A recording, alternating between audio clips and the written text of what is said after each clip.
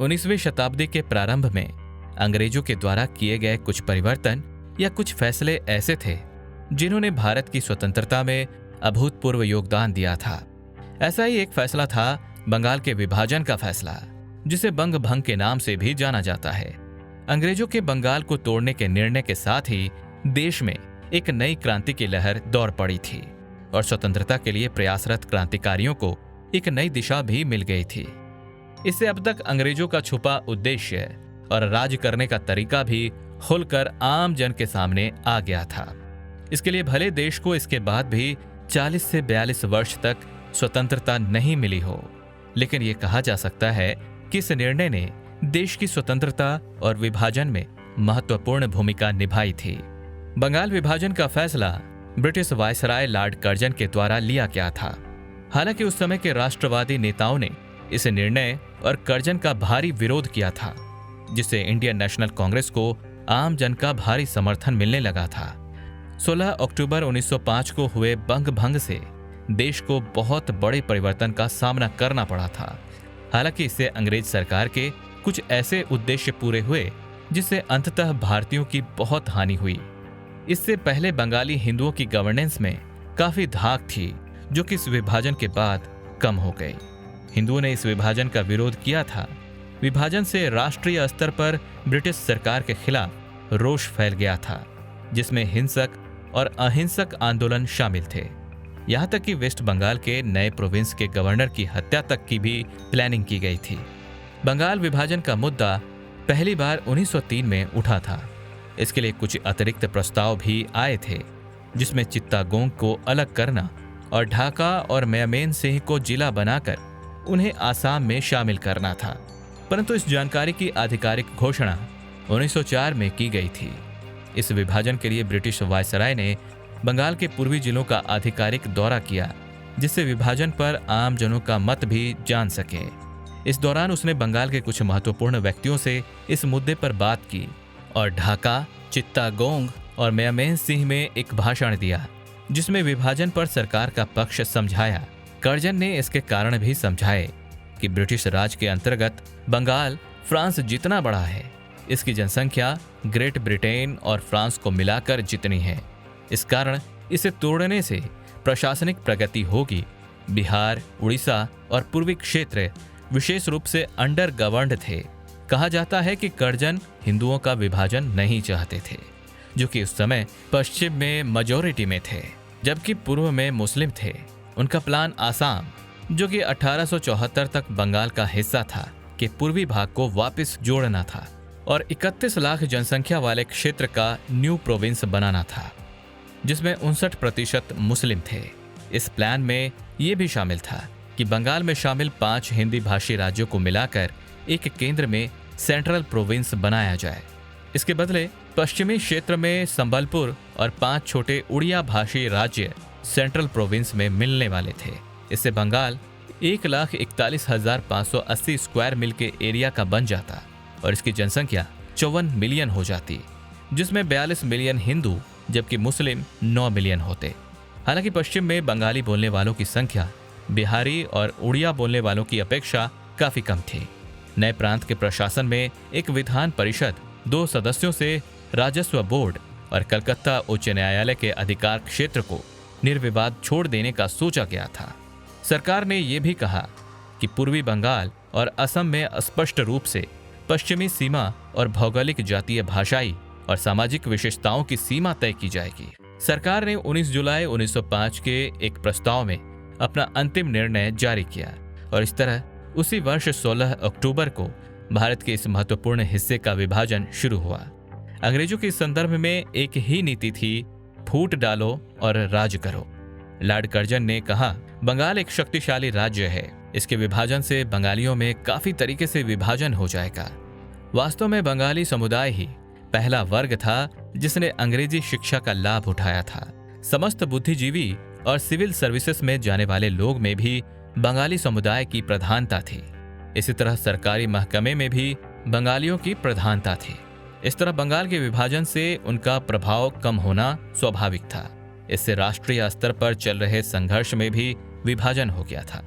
बंगाली जो खुद को एक राष्ट्र मानते थे, वो अपने ही प्रोविंस में भाषा संबंधित अल्प समुदाय में शामिल नहीं होना चाहते थे।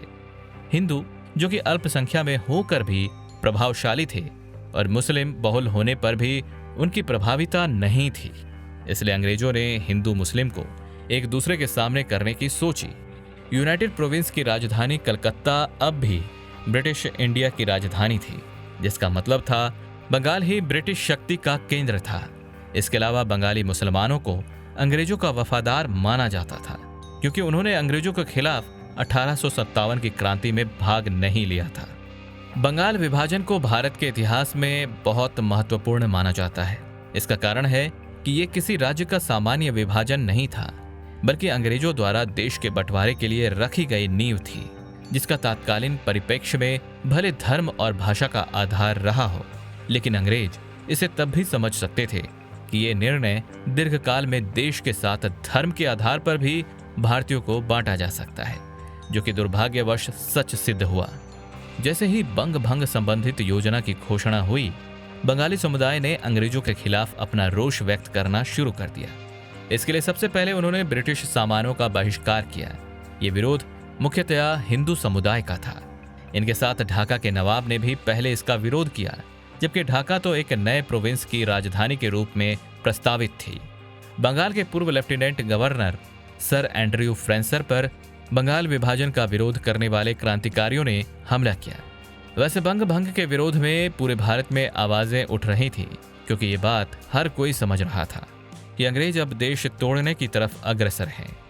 कलकत्ता में बहुत सी रैलियां निकाली जा रही थीं, विदेशी वस्तुओं की होली जलाई जा रही थी।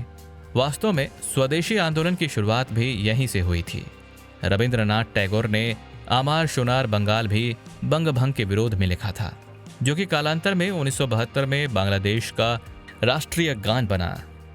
1905 में टैगोर का लिखा वंदे मातरम भी क्रांतिकारियों के लिए राष्ट्रगान बन गया था। क्रांतिकारियों के लिए बंगाल पवित्र भूमि बन गई थी, क्योंकि वहां मां काली की पूजा होती थी, जो कि विनाश की देवी मानी जाती थी। इसलिए क्रांतिकारियों ने अपने हथियार उन्हें समर्पित कर दिए। बंगाल विभाजन से देश में राजनीतिक परिवर्तन हुए। पूर्वी बंगाल में शुरुआती विरोध के बाद मुस्लिम ने इस व्यवस्था को अपना लिया था और ये मानने लगे थे कि अलग से बना राज्य उन्हें शिक्षा, रोजगार में आगे बढ़ने का मौका देगा। हालांकि ये विभाजन पश्चिम बंगाल के समुदाय को पसंद नहीं आया था, जहां पर राष्ट्रवाद के लिए कई शख्सियत तैयार हो रही थी। इंडियन नेशनल कांग्रेस के तरफ से सर हेनरी कॉटन ने इसका विरोध किया, जो कि आसाम के चीफ कमिश्नर थे, लेकिन कर्जन अपने फैसले से नहीं हिले। उनके अनुयायी लॉर्ड मिंटो ने भी बंगाल का विभाजन करना मुश्किल निर्णय माना और कहा इससे बंगाली राजनीतिक आंदोलन को दबाने में सहायता मिलेगी, क्योंकि बढ़ती हुई बुद्धिजीवियों की संख्या अंग्रेज सरकार के लिए कहीं से भी हितकर नहीं है। बंगाल विभाजन के बाद चले स्वदेशी आंदोलन से कई शैक्षणिक परिवर्तन भी हुए, जिनमें बंगाल नेशनल कॉलेज की स्थापना हुई। इस तरह लगातार विरोध के कारण ही 1911 में बंगाल का पुनः एकीकरण हुआ। एक नया विभाजन हुआ, जिसमें प्रोविंस को भाषा के आधार पर विभाजित किया गया, न कि धर्म के आधार पर, जिसमें हिंदी, उड़िया और आसामी बोलने वाले क्षेत्र एक अलग एडमिनिस्ट्रेटिव यूनिट में शामिल हुए, जबकि ब्रिटिश इंडिया की एडमिनिस्ट्रेटिव राजधानी कलकत्ता से उठकर दिल्ली शिफ्ट हो गई। बंगाल विभाजन से भारतीय इस हद तक आहत हुए थे कि 16 अक्टूबर 1905 को राष्ट्रीय शोक दिवस तक मनाया गया। रविंद्रनाथ का लिखा आमार सोनार बंगाल गीत गाते हुए कई लोग सड़कों पर उतर आए थे। बहुत से लोग तो नंगे पैर वंदे मातरम गाते हुए गंगा घाट तक गए थे। हिंदू और मुस्लिम ने एक दूसरे को राखी बांधी, जिससे कि ये जाहिर हो सके कि उनमें एकता है। वास्तव में ये विभाजन भले 6 वर्ष तक ही रहा हो, लेकिन इससे भारतीय जनमानस में बहुत से परिवर्तन हो गए थे। अंग्रेजों के बहिष्कार में सबसे पहले स्वदेशी अभियान चलाया गया, लेकिन लोगों ने महसूस किया कि स्वदेशी वस्तुओं का उपयोग और अंग्रेज सरकार का बंग भंग विरोधी अभियान में महत्वपूर्ण योगदान है। बंगाल विभाजन के साथ ही जो आंदोलन सबसे ज्यादा लोकप्रिय हुआ वो स्वदेशी आंदोलन था, जिसका प्रभाव बंगाल में ही नहीं बंगाल के बाहर भी रहा था। इसके प्रमुख सूत्रधार अरबिंदो घोष, लोकमान्य बाल गंगाधर तिलक, बिपिन चंद्र पाल और लाला लाजपत राय, वीओ चिदम्बरम पिल्लई थे। वैसे भी बंगाल विभाजन का प्रस्ताव आम जन के बीच में 1903 में ही आ चुका था, इसलिए इसकी भूमिका भी तब ही बननी शुरू हो गई थी। बंगालियों ने बहिष्कार अभियान 1903 से 1905 के बीच में चलाया था, जिसमें उन्होंने मौखिक विरोध, अपील, बहुत सी याचिकाएं और कॉन्फ्रेंस आयोजित करके अंग्रेज सरकार को हिलाने का काम किया। वास्तव में ये बहिष्कार ही स्वदेशी अभियान था। इस अभियान की सफलता के लिए अश्विनी कुमार दत्त ने स्वदेश बंधाब समिति बनाई, जिसकी 159 शाखाएं जिले के सुदूर गांवों तक पहुंच गईं और वहां पर स्वदेशी आंदोलन के संदेश को पहुंचाती थी। स्वदेशी आंदोलन से देश में भारतीय सामग्री की मांग बढ़ गई थी, इसलिए नई इंडस्ट्री स्थापित करने की जरूरत महसूस हुई। जे.एन. टाटा ने आयरन और स्टील की फैक्ट्री स्थापित की। प्रफुल्ल चंद्र राय ने बंगाल केमिकल फैक्ट्री लगाई। इस आंदोलन के दौरान ही मैनचेस्टर क्लॉथ को निशाना बनाया गया। स्वदेशी आंदोलन को घर घर तक पहुंचाने के लिए अखबारों, गानों और विदेशी कपड़ों, शक्कर और नमक की होली जलाने जैसे कई कार्य किए गए। ब्राह्मणों ने ऐसे किसी भी घर में शुभ कार्य करने से मना कर दिया जहां पर यूरोपियन नमक या शक्कर का उपयोग होता हो। अंग्रेजों की हिंदू मुस्लिम के मध्य फूट डालो राज करो की नीति ने देश को आज एक बहुत बड़ी समस्या के सामने लाकर खड़ा कर दिया और पश्चिम बंगाल तो आज तक इस समस्या से ऊपर नहीं आ सका है।